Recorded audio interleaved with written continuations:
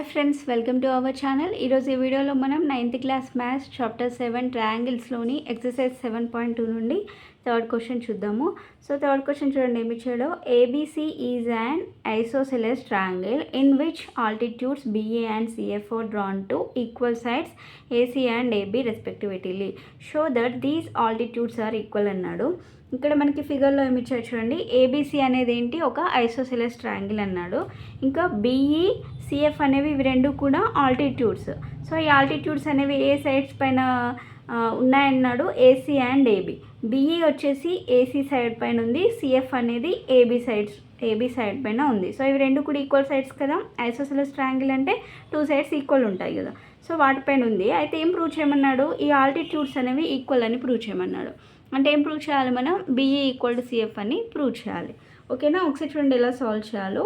First to prove BE equal to CF. ఓకేనా, so BE equal to CF అనేది prove చేయాలి. ఎలా prove చేయాలంటే ఫస్ట్ ఈ బిఈ సిఎఫ్ అనేది ఏ ట్రయాంగిల్స్ వస్తే ఒకసారి చూసుకుందాం. చూడండి, బిఈ అంటే ఏబిఈ ఈ ఒక ట్రయాంగిల్ తీసుకుందాం.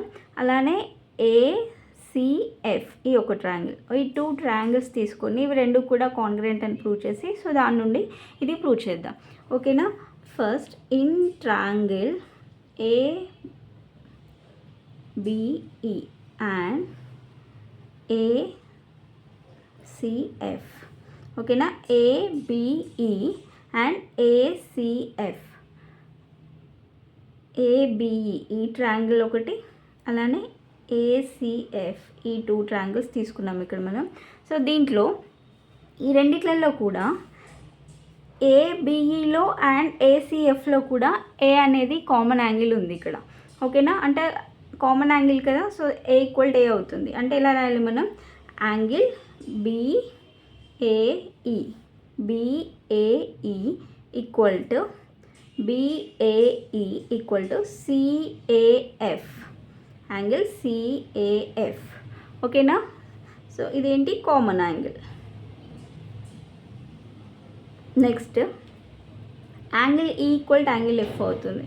యాంగిల్ ఈ ఈక్వల్ టు యాంగిల్ ఎఫ్. ఎందుకు, ఇక్కడ ఈచ్ 90 degrees కాబట్టి అవి ఆల్టిట్యూడ్స్ కదా. సో ఆల్టిట్యూడ్స్ అంటే అది పర్పెండిక్యులర్ కాబట్టి, సో రెండు కూడా 90 degrees ఉంటాయి కాబట్టి యాంగిల్ ఈ ఈక్వల్ టు యాంగిల్ ఎఫ్. మళ్ళీ అలానే ఇప్పుడు ఏబిఈ అండ్ ఏసీఎఫ్లో ఏబి ఈక్వల్ టు ఏసీ. ఓకేనా, ఏబి ఈక్వల్ టు ఏమవుతుంది, ఏసీ అవుతుంది. AB equal to AC. ఎందుకు, అది వాళ్ళే ఇచ్చారు కదా, గివెన్ స్టేట్మెంట్ అది. ఎందుకంటే అది ఐసోసెలస్ ట్రయాంగిల్ అన్నాడు కాబట్టి AB equal to AC. So ఇది వచ్చేసి యాంగిల్, ఇది కూడా యాంగిల్, ఇది కూడా ఇది సైడ్.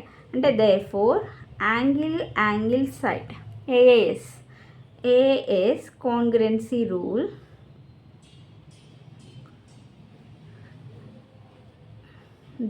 ఏమవుతుంది, triangle ABE is congruent to triangle ACF అవుతుంది. ఓకేనా, ఏబి అనేది కాంగ్రెంట్ టు ఏసీఎఫ్. సో ఇప్పుడు ఈ టూ ట్రయాంగిల్స్ కూడా కాంగ్రెంట్ ట్రయాంగిల్స్ అయినప్పుడు, ఏబిఈ అండ్ ఏసీఎఫ్ కాంగ్రెంట్ అయినప్పుడు, సో వాటి యొక్క కరెస్పాండింగ్ సైడ్స్ అనేవి ఏమవుతాయి, ఈక్వల్ అవుతాయి కదా. సో కరెస్పాండింగ్ సైడ్స్ అంటే ఇక్కడ ఏంటి, బిఈ ఈక్వల్ టు ఏమవుతుంది, సిఎఫ్ అవుతుంది. ఓకేనా, బిఈ ఈక్వల్ టు సిఎఫ్. ఎందుకు, బై సిపిసిటీ. ఓకేనా, బై సిపిసిటీ. ఇదే కదా మనల్ని ప్రూవ్ చేయమనింది, బిఈ ఈక్వల్ టు సిఎఫ్ అనమాట. ఓకేనా అండి. సో వీడియో కనుక మీకు నచ్చినట్లయితే ప్లీజ్ లైక్ చేయండి, షేర్ చేయండి, సబ్స్క్రైబ్ చేసుకోండి. Thanks for watching.